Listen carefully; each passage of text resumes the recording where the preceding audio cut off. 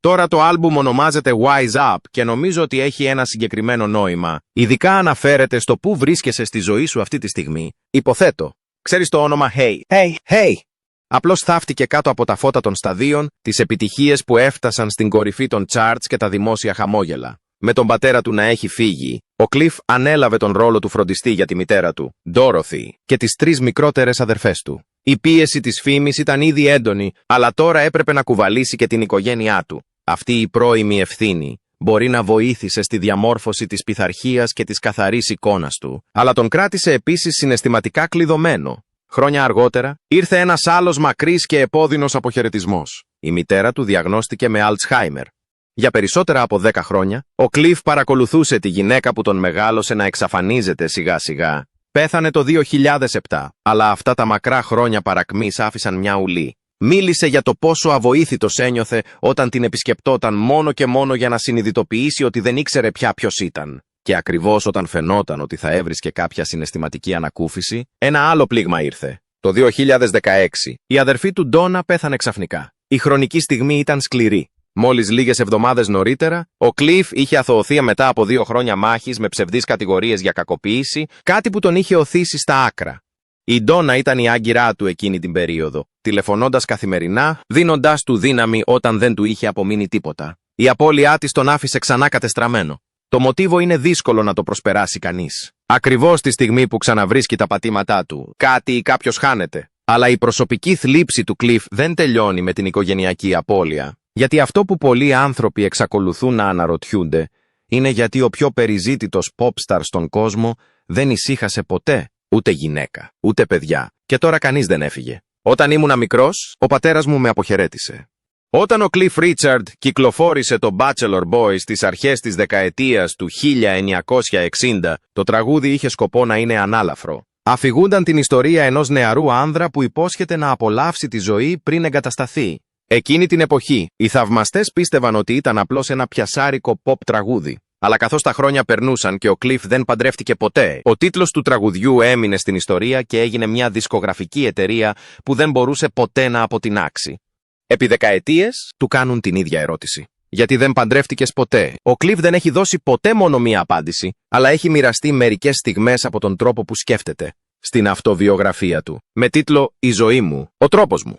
Εξήγησε ότι ο γάμος δεν του φάνηκε ποτέ σωστός. Είχα μερικές σπουδαίες φιλίες με γυναίκες και τις αγάπησα βαθιά, έγραψε. Αλλά ήξερα επίσης ότι η ζωή μου, με την καριέρα που είχα, θα έκανε πολύ δύσκολο να κρατήσω έναν γάμο. Μία από τις πιο πολυσυζητημένες σχέσεις στη ζωή του Cliff ήταν με την πρώην στάρ του τένις Sue Barker.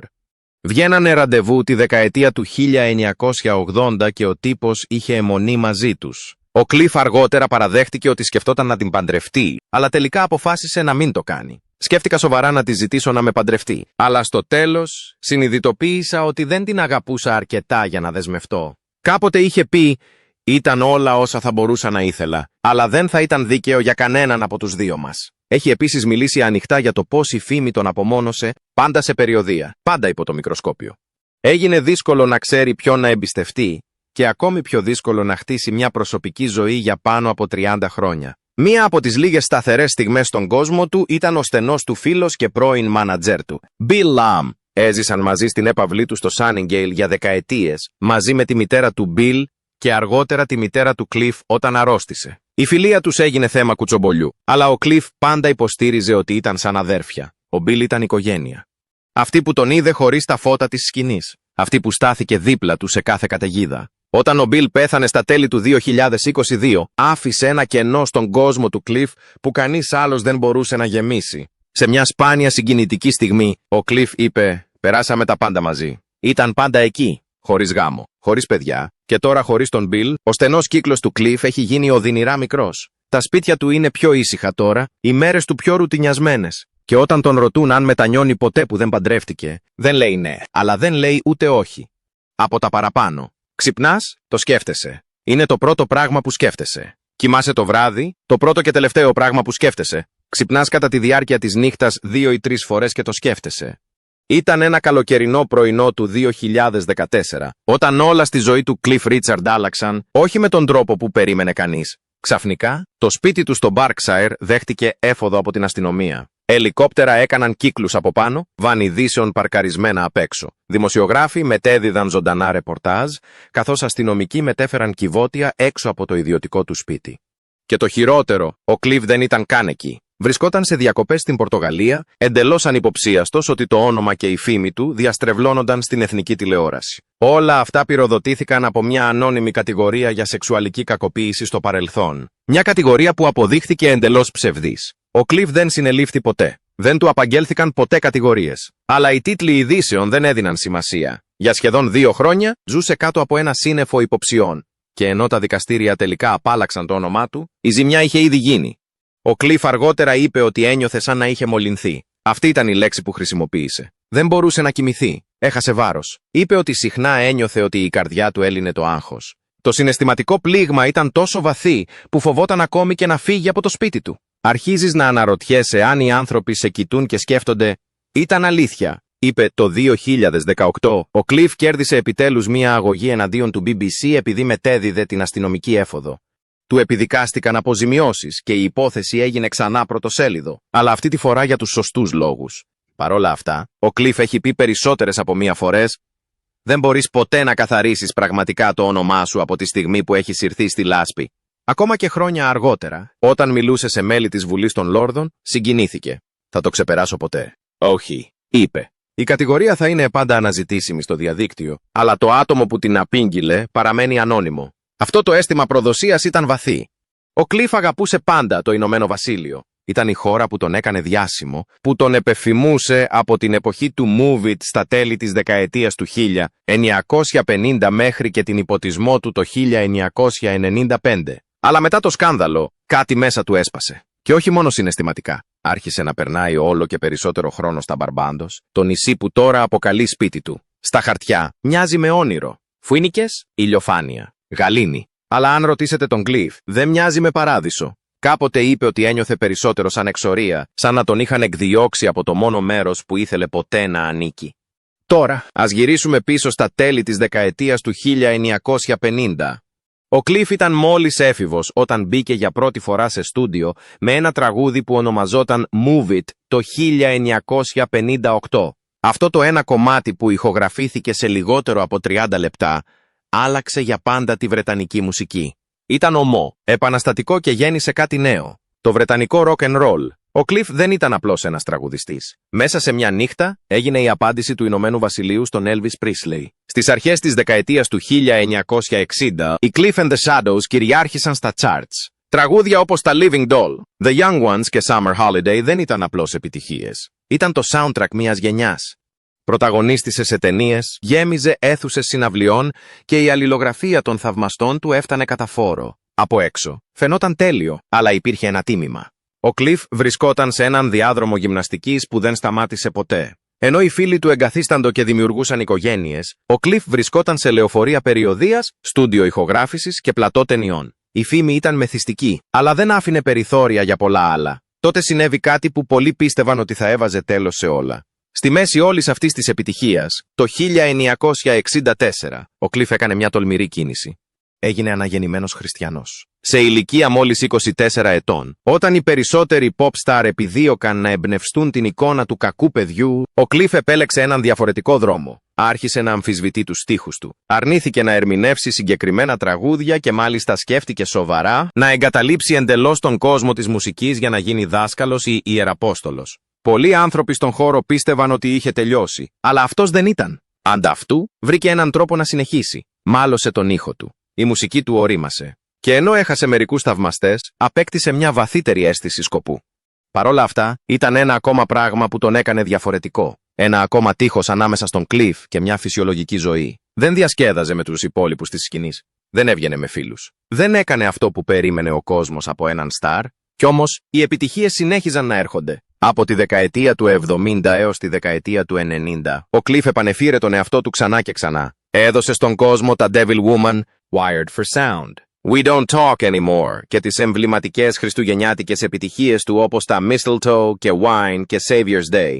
Αυτά δεν ήταν απλώς οι κορυφαίοι των charts, ήταν μέρος του βρετανικού πολιτιστικού ιστού. Μέχρι σήμερα, ο Κλιφ έχει πουλήσει περίπου 250 εκατομμύρια δίσκους παγκοσμίως. Είναι ο μόνος καλλιτέχνης στην ιστορία του Ηνωμένου Βασιλείου που έχει καταφέρει να πετύχει ένα άλμπουμ που μπήκε στο top 5 σε 8 διαφορετικές δεκαετίες. Αυτό δεν είναι απλώς εντυπωσιακό, είναι και ανήκουστο. Αλλά όταν κοιτάξεις λίγο πιο προσεκτικά, συνειδητοποιείς τι του κόστισε αθόρυβα όλη αυτή η επιτυχία. Η πραγματικότητα της ζωής του Cliff στα 84 του χρόνια. Τους άκουγα να μιλάνε και έλεγαν «Ο Cliff Richard είναι στην εκπομπή». Είπε «Τον έχω δει». Όταν οι περισσότεροι άνθρωποι φτάνουν τα 80, έχουν κερδίσει το δικαίωμα να ηρεμήσουν. Αλλά ο Cliff Richard, στα 84 του, εξακολουθεί να εμφανίζεται, να ηχογραφεί, να περιοδεύει, να κυνηγάει την επικαιρότητα σε μια βιομηχανία που συχνά προσποιείται ότι δεν υπάρχει πια. Δεν είναι επειδή δεν προσπαθεί. Ο Cliff ήταν ειλικρινής και μάλιστα με οδυνηρό τρόπο για το πώς οι ραδιοφωνικοί σταθμοί τον έχουν ουσιαστικά αποκλείσει. Παρά το γεγονός ότι κυκλοφόρησε νέα μουσική μέχρι και τα 80 του, σχεδόν κανείς δεν παίζει τα τραγούδια του στο mainstream ραδιόφωνο. Δεν με παίζουν επειδή είμαι μεγάλος, είπε σε μια συνέντευξη τον Ιούλιο του 2025, και δεν έχει άδικο. Ο αγικισμός στον κόσμο της μουσικής είναι υπαρκτός. Εκτός και αν κυκλοφορείς συλλογές νοσταλγίας ή συνεργάζεσαι με έναν νεότερο, πιο μοντέρνο καλλιτέχνη, είσαι αόρατος. Ο Cliff το ξέρει και σε τσούζει. Αλλά ίσως αυτό που τον πλήττει περισσότερο είναι ο τρόπος που άρχισε να μιλάει τελευταία. Όταν ρωτήθηκε για μελλοντικές περιοδίες, τα λόγια του ήταν βαριά. Είναι πολύ κουραστικό. Και ποτέ δεν ξέρεις όταν ξυπνάς το πρωί αν η φωνή σου είναι ακόμα εκεί. Έπειτα πρόσθεσε κάτι ακόμα πιο ομό. Μπορεί να πεθάνω του χρόνου. Οπότε ούτε που το σκέφτομαι πια. Αυτά δεν είναι τα λόγια ενός ανθρώπου που συμφιλιώνεται με τα γυρατιά. Είναι τα λόγια κάποιου που ακούγεται αθόρυβα ηττημένος. Και όταν ξεκολλήσεις τα γυαλισμένα στρώματα της ζωής του Cliff Richard, αυτό που μένει από κάτω δεν είναι η λαμπερή εικόνα ενός αγαπημένου, άφαντου θρύλου της pop. Είναι μια πολύ πιο ανθρώπινη εικόνα. Ένας άνθρωπος που εξακολουθεί να ζει, αλλά και ένας άνθρωπος που σιγά σιγά εξαφανίζεται από τον κόσμο που βοήθησε να χτιστεί. Ας μιλήσουμε για αυτό που οι άνθρωποι προσπαθούν πάντα να αγνοήσουν, τη μοναξιά. Ο Cliff δεν παντρεύτηκε ποτέ. Δεν είχε παιδιά. Και αυτό μπορεί να ήταν το τίμημα μιας 65χρονης καριέρας. Είναι εύκολο να πούμε ότι ήταν μια επιλογή, ότι δεν ήθελε παιδιά, ότι επέλεξε τη μουσική αντί της οικογένειας, αλλά ακόμη και ο Cliff έχει παραδεχτεί τα τελευταία χρόνια ότι δεν ήταν πάντα μια συνειδητή απόφαση. Απλώς συνέβη. Η μία χρονιά έφερε την επόμενη, το ένα άλμπουμ το άλλο, η μία περιοδία την επόμενη. Μέχρι να επιβραδύνει για να κοιτάξει γύρω του. Όλοι οι άλλοι είχαν χτίσει ζωές που εκείνος δεν είχε ποτέ την ευκαιρία να ξεκινήσει. Έχει φίλους, σίγουρα, ανθρώπους όπως η Gloria Hunterford και ο Paul Gabbazzini που νοιάζονται βαθιά για αυτόν. Η Gloria τον αποκαλεί μέλος της οικογένειάς μας και αυτό είναι γλυκό. Αλλά ακόμα και αυτή γυρίζει σπίτι στον άντρα της, σε ένα σπίτι γεμάτο κοινές αναμνήσεις. Ο Cliff όχι. Αυτός γυρίζει σπίτι στη σιωπή. Ο πιο στενός του σύντροφος αυτές τις μέρες είναι ο John Mlin, ένας πρώην καθολικός ιεραπόστολος που έγινε διαχειριστής ακινήτων. Γνωρίστηκαν στις αρχές της δεκαετίας του 2000 και ο John τώρα βοηθά τον Cliff να διαχειρίζεται τα σπίτια του στα Μπαρμπάντος της Πορτογαλίας. Έχουν περάσει χρόνια δίπλα-δίπλα και ο John είναι σαφώς κάποιος που ο Cliff εμπιστεύεται βαθιά, αλλά ο Cliff το λέει ακόμα δυνατά. Δεν μου αρέσει να ζω μόνος, ακόμα και τώρα. Πρέπει να κρατάει τα φώτα αναμένα στο σπίτι του το βράδυ μόνο και μόνο για να νιώθει λιγότερο μόνος. Αυτή δεν είναι η φωνή κάποιου που απολαμβάνει την ανεξαρτησία. Αυτός είναι ο ήσυχος φόβος κάποιου που τρέμει τα άδεια δωμάτια. Τα πολυτελή σπίτια του, αυτές οι ηλιόλουστες βίλες στα Μπάρμπαντος και την Πορτογαλία, ακούγονται σαν όνειρο για τους ξένους. Αλλά αν το καλοσκεφτείτε, είναι απλώς μακρινά νησιά όπου μπορεί να μείνει μόνος του. Μέρη όπου λιγότεροι άνθρωποι τον αναγνωρίζουν. Μέρη όπου δεν χρειάζεται να περπατάει σε μαγαζιά και να αναρωτιέται αν είναι ακόμα ευπρόσδεκτος. Έπειτα, υπάρχει η εικόνα που ο Cliff εξακολουθεί να προσπαθεί να προστατεύσει. Αυτή του σε φόρμα, υγιούς, κοφτερού όπως πάντα καλλιτέχνη. Και για να είμαστε δίκαιοι, είναι πειθαρχημένος. Είναι προσεκτικός με τη διατροφή του. Παίζει ακόμα τένις, γυμνάζει τη φωνή του. Αντιμετωπίζει το σώμα του σαν ένα όργανο που πρέπει να βελτιώνεται κάθε μέρα. Αλλά όταν κοιτάξεις πιο προσεκτικά, αυτή η ρουτίνα δεν σου δίνει δύναμη. Σου δίνει μια αίσθηση απελπισίας, σαν να προσπαθεί να μείνει μπροστά από κάτι που ξέρει ότι τον προλαβαίνει. Κάποτε αστιεύτηκε. Το σώμα μου είναι γερασμένο, αλλά εγώ όχι. Αλλά το αστείο δεν έχει πια νόημα. Όχι όταν το συνεχίζει με το πόσο δύσκολο είναι να περάσει στις πρόβες ή πόσο κουρασμένος νιώθει μετά τις παραστάσεις. Αυτή τη στιγμή, ο Cliff έχει μπει για τα καλά στην περιοδία Can't Stop Me Now. Ακούγεται θριαμβευτικό? Έτσι δεν είναι, σαν να ορμάει στο προσκήνιο για τελευταία φορά. Αλλά αν ακούσετε πώς το περιγράφει, δεν ακούγεται καθόλου σαν θρίαμβος. Ακούγεται σαν υποχρέωση. Σε μια συζήτηση, είπε: «Δεν θέλω να είμαι ένας 85χρονος που προσπαθεί να γίνει 18. Αυτό δεν είναι απλώς ταπεινότητα. Αυτή είναι παρέτηση. Ξέρει ότι δεν μπορεί να κινηθεί όπως παλιά. Ξέρει ότι η φωνή του έχει όρια τώρα. Αλλά περισσότερο από αυτό, ξέρει ότι αυτή είναι η μόνη ζωή που έχει γνωρίσει ποτέ. Η σκηνή είναι η μόνη του πηξίδα. Χωρίς αυτήν, που θα πήγαινε καν, δεν κάνει περιοδίες επειδή νιώθει νέος, κάνει περιοδίες επειδή δεν ξέρει πώς να σταματήσει. Και ίσως αυτό είναι το πιο δύσκολο κομμάτι. Ο Cliff Richard, ο άνθρωπος που φώτισε τη μουσική σκηνή της Βρετανίας, που πούλησε εκατοντάδες εκατομμύρια δίσκους, που στάθηκε όρθιος μέσα από σκάνδαλα και στενοχώριες, εξακολουθεί να στέκεται όρθιος. Αλλά αυτές τις μέρες στέκεται λίγο πιο αργά. Και όταν τα φώτα σβήνουν και η σκηνή αδειάζει, το μόνο που μένει είναι ένας άντρας που κάποτε τα είχε όλα και ακόμα αναρωτιέται αν του έλειψε το μόνο πράγμα που είχε σημασία. Ποιο μέρος της ιστορίας του Cliff Richard βρίσκεται πιο σπαρακτικό? Πείτε μας στα σχόλια παρακάτω. Και αν βρήκατε αυτήν την ιστορία ενδιαφέρουσα, μην ξεχάσετε να κάνετε like σε αυτό το βίντεο και να εγγραφείτε για περισσότερες εις βάθος αναλύσεις των ζωών των αγαπημένων σας ειδόλων. Ευχαριστούμε που παρακολουθήσατε.